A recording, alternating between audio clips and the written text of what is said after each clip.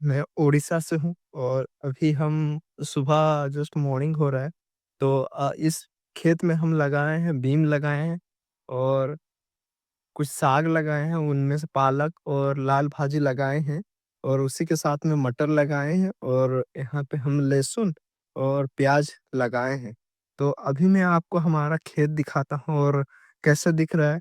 और सुबह से बहुत मेहनत करना पड़ता है भाई कि मतलब ये सब को कूड़ा करना रहता है तभी जाके बढ़िया निकलता है, वरना आप भूल जाइए कि बढ़िया होगा बोल के। अभी मैं यही वीडियो ब्लॉग बनाते-बनाते एक पेड़ खून दिया हूँ तो उसको अभी सीधा कर रहा हूँ। तो चलिए मैं आपको दिखाता हूँ अपना खेत।